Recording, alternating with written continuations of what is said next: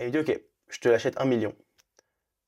Et là, j'ai littéralement le blanc que je viens de faire. Un NFT qui est sorti à 2 000 € et qui valait 70 000 € 2, 3 semaines après. Et je me suis dit, putain, mais ce mec-là, c'est hyper ingénieux ce qu'il fait. C'est-à-dire qu'il vend des formations de closing. Ensuite, il place les closers avec différentes personnes qui vendent des formations. Et en même temps, il vend un outil pour ça. Alors bienvenue dans ce premier building public. Le but, ça va être de faire des vidéos régulièrement sur mon avancée dans le business et l'avancée de ma boîte. D'essayer de la monter le plus haut possible, de partager mes erreurs, mes réussites, surtout les erreurs et essayer de comprendre pourquoi il y a eu ces erreurs. Moi, c'est des vidéos comme ça qui m'ont aidé à partir d'un moment où j'ai perdu beaucoup d'argent dans les cryptos et dans d'autres business, à tout simplement réussir au cours des 2 dernières années à faire plus de 2 millions pour les gens que j'accompagne et pour des business que j'ai. Donc voilà, le but c'est d'essayer d'inspirer d'autres personnes et de partager aussi. C'est toujours motivant, je trouve, de faire des vidéos, de tenir à jour, etc. Ça permet de garder un peu d'assiduité, on va dire, dans le travail. Voilà. Alors, grosso modo, le but c'est que ça va être des vidéos qui vont être facecam, donc il y aura, j'essayerai de faire le moins de montage possible, en tout cas le moins de cuts. Peut-être qu'il y a des petits moments où je réfléchis et tout pour que ce soit plus fluide, mais grosso modo, ce sera des vidéos qui vont être sans montage. Alors là où on en est, c'est-à-dire que c'est la première fois, donc déjà je vais me présenter. Alors, je m'appelle Amadou Ndiaye Antonetti, donc j'ai arrêté les études au bac en 2020, il me semble, à peu près au moment du Covid. Je nageais aussi à haut niveau pour l'équipe du Sénégal, et c'est un moment où à côté aussi j'ai lancé un petit business de custom, donc j'aime bien faire des chaussures, etc. custom, et donc j'arrivais à faire pas mal d'argent avec ça, c'était assez cool, enfin pas mal d'argent. À droite, à gauche, moi j'étais content, c'était beaucoup pour moi à ce moment-là. Et donc, au moment du Covid, après le bac, je suis parti à Canet, dans le sud, pour nager. J'habite actuellement en région parisienne. Et donc, je me suis dit, ok, j'ai arrêté les études, je peux faire que nager. Alors, on va mettre en silencieux potentiellement le téléphone, ça va être mieux. Mais donc, je me suis dit, je vais arrêter les études et voilà, je vais me concentrer sur la natation. Parce que c'est ce que j'aime faire, c'est ce que j'adore faire. Donc, bah là, maintenant, je suis plus restreint par l'école. L'école, c'était pas du tout fait pour moi. Ok, on va se focus sur la natation. Je suis parti dans le sud. C'était le moment aussi où il y avait les cryptos, etc. Et j'essayais un peu de faire du business en ligne. C'est toujours quelque chose que j'ai aimé, faire du business en ligne. Et donc je me suis dit, ok, bon bah je vais continuer un peu chaussures custom, ce que j'ai fait, et j'ai continué à faire un peu d'argent avec, par-ci par-là. Et à côté, je me suis mis aux cryptos. C'est le moment où il y avait la vague des cryptos. J'avais pas mal d'argent de côté que m'avaient mis mes parents. Et donc j'ai commencé à essayer des trucs, acheter des NFT, faire un peu de trading, etc. J'ai réussi à faire pas mal d'argent à un moment, ensuite ça rebaissait, ensuite ça remontait. Et puis à des moments, j'ai réussi à faire des gros coups, comme par exemple acheter des Azuki. Donc Azuki, c'était une collection de NFT qui est sortie à 2 000 € et qui valait 70 000 € 2, 3 semaines après. Donc voilà, j'ai réussi à faire des petits coups de poker comme ça. Mais voilà, c'est de l'argent qui était gagné tellement rapidement pour si peu de travail que en fait, bah, c'est de l'argent que j'ai perdu au fur et à mesure que j'ai perdu avec du trading ou en faisant des mauvais choix. Et en parallèle, au bout d'un moment, je me suis blessé. Je me suis blessé et donc là, je me suis dit, enfin, j'ai un peu sombré pendant une petite période. Je me suis blessé. Putain, c'était le seul truc, c'était le cœur de ma vie, quoi, de faire que nager. Et j'étais allé bah, dans le sud pour ça en fait. Donc je me dis ok maintenant qu'est-ce que je fais? Bah je suis sorti. Je suis sorti, j'ai fait la fête, j'avais pas vraiment d'objectif. Et puis le temps que ça passe un peu, que je m'en remette on va dire, j'ai essayé de lancer toujours quelques petits business à droite à gauche. Et là j'ai commencé à m'intéresser à l'infoprenariat et à me dire ok potentiellement je- j'ai pris une formation de closing je crois au début, j'ai pris une formation de closing et je me suis dit, putain, mais ce mec-là, c'est hyper ingénieux ce qu'il fait. C'est-à-dire qu'il vend des formations de closing. Ensuite, il place les closers avec différentes personnes qui vendent des formations. Et en même temps, il vend un outil pour ça. C'était Ismaël de Closing Mastery, qui maintenant a sorti iClosed, d'ailleurs. Et donc, j'ai trouvé tout le système hyper smart. Et j'avais fait un peu de closing, moi, donc bah, déjà pour les chaussures. J'avais réussi à close des mecs et des meufs. D'ailleurs, bah, à l'époque, quand je faisais des chaussures custom, parfois j'avais des gens au téléphone, etc. J'essayais de leur vendre, de négocier les prix. J'ai fait pareil dans les cryptos, j'ai réussi à faire des grosses ventes. Et donc au final, j'ai pas regardé toute la formation. La formation en elle-même m'a pas trop servi. Si ce n'est le moment où il fallait faire des appels, il y avait un moment, je me rappelle, pour passer un espèce de diplôme, enfin de validation, fallait faire des appels tout simplement à des gens, avec des gens qu'on connaissait pas, donc du cold calling et mettre en place des petites situations, etc. Ça m'a servi. Mais grosso modo, j'ai, je pense, consommé 10% de la formation, comme la plupart des gens qui achètent des formations en France et dans le monde. Et donc, je me suis dit, par contre, ce mec-là, ce qu'il fait, c'est hyper smart. Moi, j'ai envie de faire pareil. J'ai envie de monter un truc. Ah, il y a l'écran qui s'est éteint, la lumière va peut être la même. On va rallumer ça.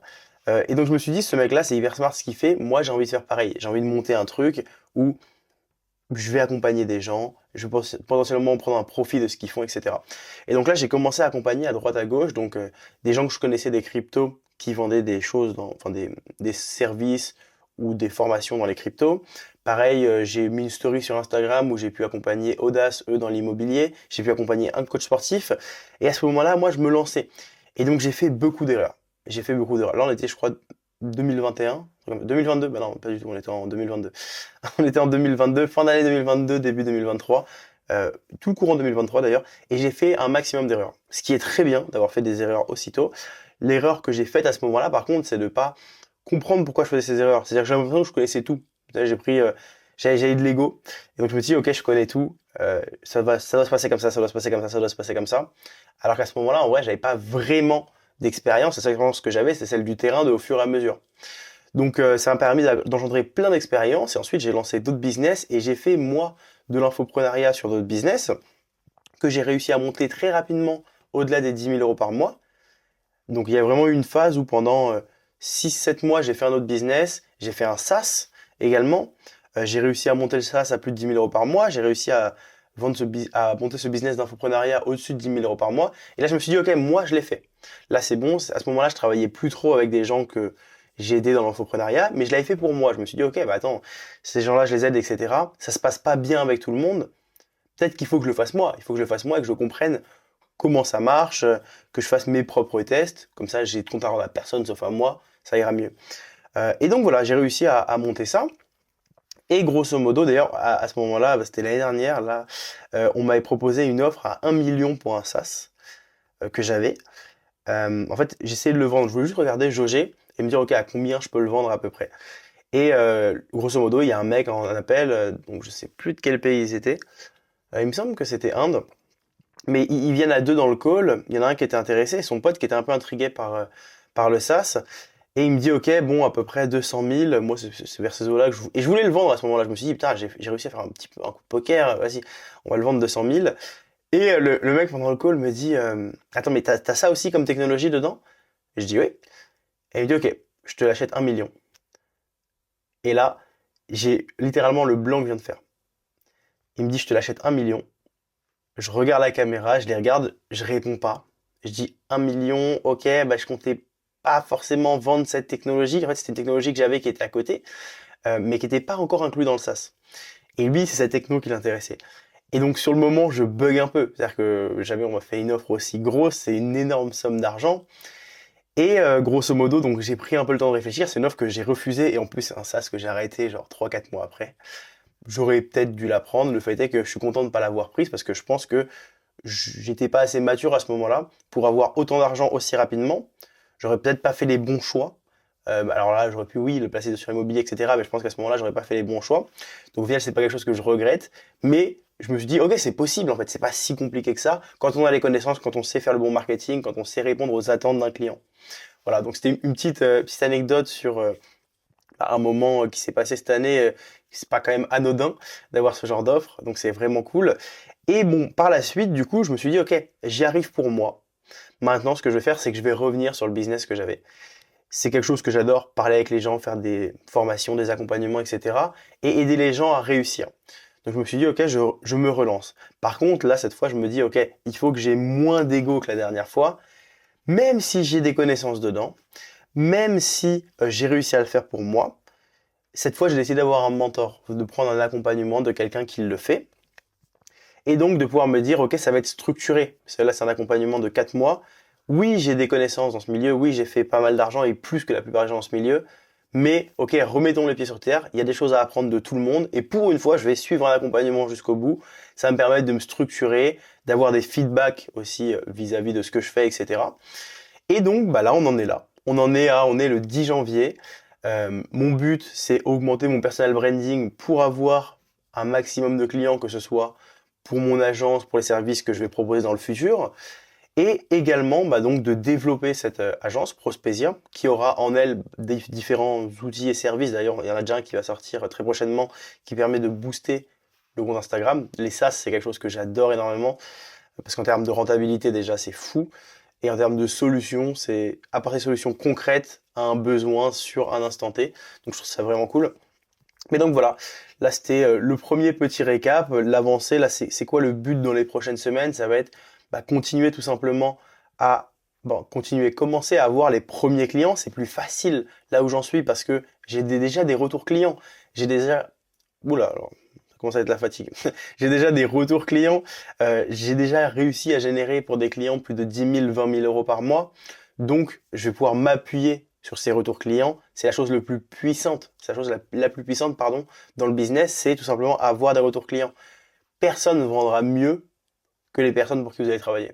Ça, c'est factuel, c'est-à-dire que le, le fait de référencer quelqu'un ou le fait de comment dire, de mettre en avant les gens que vous avez aidés qui parlent de vous, c'est ça qui vendra toujours le mieux.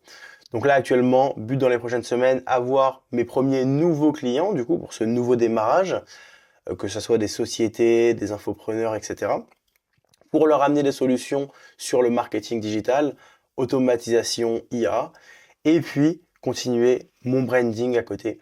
À côté de ça, j'ai une autre boîte qui tourne, elle, avec un manager que j'ai tout simplement, on va dire un CIO, mais c'est plus un manager parce que je supervise encore ce qui se passe, mais ça permet d'avoir des revenus sur le côté. Et donc là, actuellement, de me focaliser sur cette boîte. Bon, voilà, c'était la première petite vidéo. Il est 8h22 du matin, je suis réveillé depuis 6h, un peu fatigué, mais bon, c'était cool. Et puis on va voir comment ça continue. Si vous voulez tout simplement discuter ou whatever, vous pouvez m'envoyer un message whatever, ça fait vraiment... il faut pas utiliser ce mot. Si vous voulez discuter, échanger, poser des questions, vous pouvez le faire soit sur LinkedIn, soit sur Instagram, etc. Et puis après, si vous avez potentiellement besoin de services, il y a les liens pareils qui sont en dessous. Et puis je vous dis bon courage dans vos activités, ce que vous faites, et puis à la prochaine.